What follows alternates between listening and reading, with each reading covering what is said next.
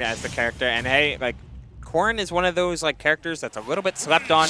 And if you're trying to grind out a character that's a little bit not as a common, then hey, coming to weeklies is the way to do it, especially in weeklies in North Jersey where the skill floor is rather high. But we're going to be seeing that Corrin and what they can do against the character with the highest rising stock, one of the highest rising stocks, that being Mythra specifically.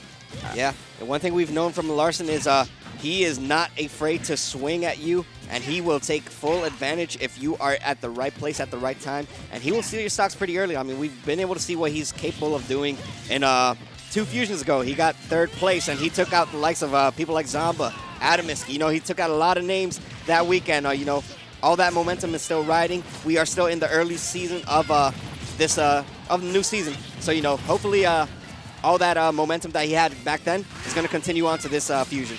And it looks like he's playing this round 3 incredibly strongly thus far, just acknowledging that what Mythra does best is make use of that ridiculous burst range and that ridiculous speed off of things like F-tilt, Nair, and dash attack to start strings and to blow you up for just being slower. Look at how much range he's giving HF because he knows he can close the gap in an instant. And when the damage is needed, or the kills are needed rather, that's when the Pyra comes out to close stocks, because damage is only a matter of time when you're losing neutral so frequently against Mythra, not to mention Foresight being a thing that HF just has to respect. Yeah, and now we finally see the Pyra come out, and it's about time just because of the fact that for Corrin excels on comboing you in the air. But things to keep in mind, as Mythra specifically, is that Foresight saves you from a lot of bad situations. So, you know, we're seeing the multiple swaps. We don't really know what Mlarcin's trying to do. Maybe play some mind games for sure, but you know what? It's been working. He already has this stock practically sealed if he's able to get one more good hit, whether it's with the Pyra or Mythra. Not going to get punished there with the pin either. Yeah, it looks like both of them have been rolling so frequently. Looks like Mlarcin went for it all, but these F smashes getting relatively not punished super hard until that down tilt into up air. Good stuff from HF just to try and keep as much calm as possible. But without the ability to find many of these starters, he's trying to go toe-to-toe with Mythra in neutral, which is fine and all, because you're always going to be one step behind. And for every 2 hits that HF has been getting, Mlarcin's almost always been finding 4, and that's why we see him at this 2-stock deficit, needing to find a big finisher in Corrin's toolkit. Yeah, HF is going to have to start connecting a lot more of these pins. Still barely either missing it out or not getting the proper call-out right there on Mlarcin. And Mlarcin's just been playing the surviving game, just playing it very safely, not going in too hard, not playing too offensively, just waiting for the opportunity to strike. That's why you're seeing all this damage being tacked on, and the pin not even this time going to be able to get anything going. Down throw is going to send him off stage, but still. I thought up throw would have killed there. Like, even with no rage. Like, up throw kills now for sure. Absolutely. Yep. There. Oh, okay. Barely Just killing, barely. Just barely. Yeah. Yeah, a lot of people, it's not Smash 4 Corrin, so you're not going to see her grab game kill too early. But you know what? She still has pretty good grab tools. That down throw seemed just to be the right option, but the up throw is finally going to seal the stock. Still a lot of ground to make up if you're HF, though, and Mlarcin is showing no signs of stopping. I love those falling up airs that he did. The runoff up fairs, I mean. Just coming down, trying to keep as much damage, put Corrin in these awful horizontal positions, which are very hard for them to recover from. But here you see the Pyra come out. Now he's looking for the kill, and that was a quick mix-up from Mlarcin, showing off that, yeah, when the Pyra comes out, it's out for a reason. And most often, that would be the reason, having like an up B at a shield that can kill, things like side B covering a lot of space. But that time alone, he committed to the instant double jump up air and got the kill off a unsuspecting HF.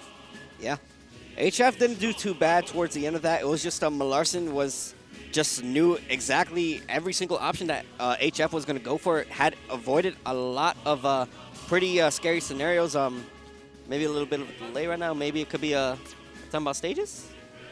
But oh no, Yoshi. Yeah, he went to Yoshi's story. That's not illegal. Yeah, guys. HF collision rule set. Yeah. Yeah, HF may be an outsider of the of the spots. I'll do a little bit more research on that as we go onto it. But yeah, collision rule set, guys. We don't have Yoshi's. We don't have Lilat. We don't have counter Kalos. picks. We don't really have counter picks for you guys. But we do have Hollow Bastion. That is always a stage we are capable of going to. Yeah, Kalos isn't legal. Kalos Yoshi's ain't legal. Yeah. Nope. We live in a Hollow Bastion is legal. Hollow Bastion is legal. We live in a perfect society where we don't use those stages, but we do have FD, and that is a universal stage. Hopefully, the collision rule set becomes a universal thing. But you know what? For good reasons, I understand why we have Yoshi's and Kalos. It's just a lot more variety, but not here. We use real stages. It's PS2 simulator, this stage list. So most often than not, bands end up taking you there. Which be like that it do. I'll save my opinions for Twitter, because what we have right now is an FD pick, and it's a rough one for Corrin here, because you have to then acknowledge, hey, I'm almost not going to have a stage that truly fits my game plan, or I'm always going to have to go to a stage where it fits Mythra's game plan a little bit better, and we're going to see that here from Mlarcin, just holding it down on this ledge, using Mythra's speed.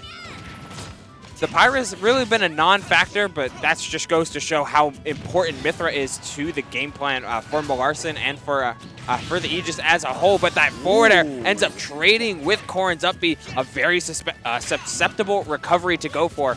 And showing it off right there as that frame 2 jab comes in clutch for Mlarcin to keep neutral on his side. And there's into up tilts, into more being F-tilted into another F-tilt. Yeah, HF is once again in the deficit, and this Mythra has been the one doing all the work. You've seen the Pyra do a few things here and there, but it's been all Mythra, and with good reasoning too. This character is exactly what you would expect to be paying $5.99 for. Has a lot of tools that will infuriate you, but if you're playing the character, you may just be happy that you get to have this kind of experience. The counter is going to come into effect. Still 118%. The stock has yet to be taken, and one thing to keep in mind is, if you're HF right now, you have to start changing your game plan. It feels like Mlarcin just knows exactly what attacks you're going to throw out, and is expecting probably the obvious Corrin things. Yeah, and Corrin isn't a character with a ton of mix-ups outside of pin. I mean, they're a Fire Emblem sortie, true to their word, and that up air will eventually take it. But if you're reliably killing only at 163, that's a very honest character going up against a character with a ton of privilege, as we see the Lightning Buster hit from the other side. I like that spacing out from HF, though, finding new ways to get to the ledge, new ways to force Mlarcin to respect him, yet finding he has to do the same thing himself. Uh-oh. Yeah, that down air into the up air is as true as you make it. So Mlarcin's going to be able to get the punish right there. Still going to get some damage on the board as well, 15%, and then some, just tacking on, not allowing the Corrin to play the game. Yeah, you didn't have a jump. You didn't have a jump when you were on stage. You were not going to have a jump when you were off stage, yeah. So if you didn't realize it, you realized it a little too late. And Mlarcin just a runaway with that one, really. I mean, can't really say anything bad about Mlarcin's play. He was just at the right place at the right time every single time. Yeah, it just looked rough for how HF wanted to play the matchup compared to how he had to play it. Because if you're forced to counterpick FD compared to where you actually wanted to go, stages like Kalos or stages like Yoshi's, where you have the platforms to do potentially some drop-through platform mix-ups, and Corrin's sword is rather large.